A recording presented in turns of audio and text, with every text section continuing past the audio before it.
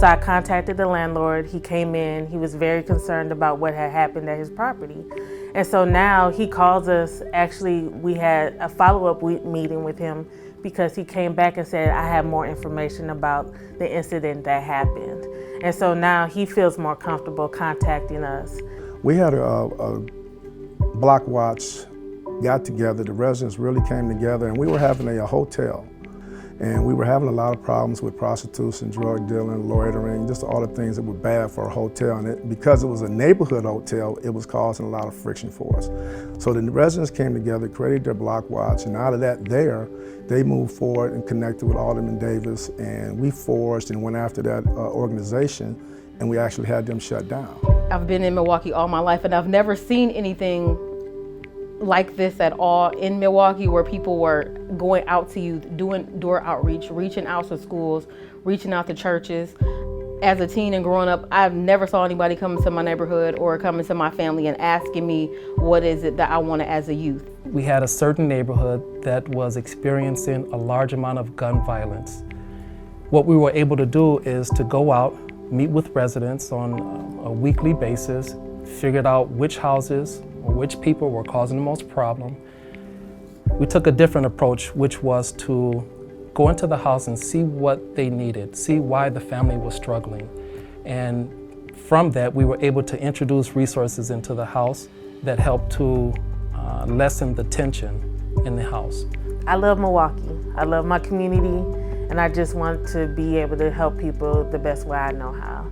And I think Safe and Sound gives me a platform to do that.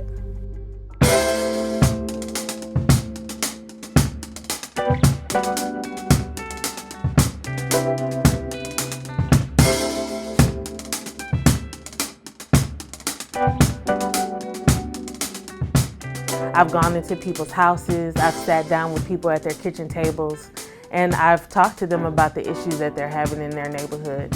And so we work that way. And then I take what I do and I take that back to the district, and I help people the best way I can. That you have to be genuine when you arrive. I mean, so many times people are thrown off because of there's some type of something that makes them say, oh, I don't know, who are you, what's going on? So many things have happened in our city, we only hear about bad. So it creates an automatic hesitation. But if you just come and be genuine from the gate right there and let them know who you are and what you're trying to do, that's your first opportunity.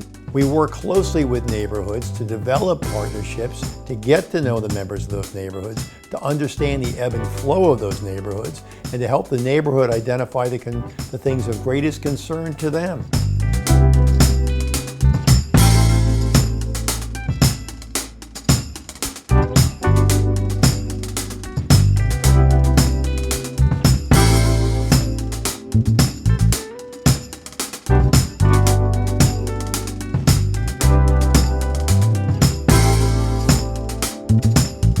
The youth voice is a voice that's not really heard in the community.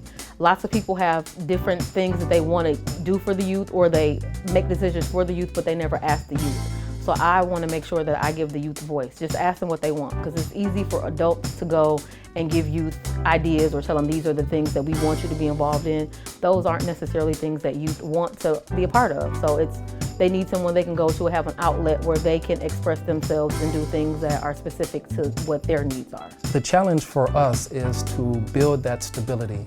Once again, that means going out and partnering with as many residents as possible, building neighborhood watches, block watches, to strengthen the neighborhood and work together to solve some of the problems.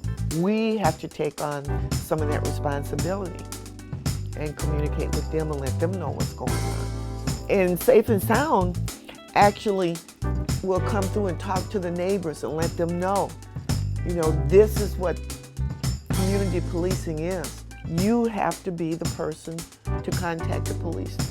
They're here to help us. The police department cannot do it alone. We need strong residents. We need Safe and Sound. We need residents, neighborhoods to take ownership of where they live as well. You know that you are helping someone. And I do know what help looks like. And so many times I think as a city, as a community, a neighborhood, a block, we tend to forget that fabric and how it's needed for us to even grow. So with that there, I know my small role in what I play helps out other people, and I do get to see the smiles.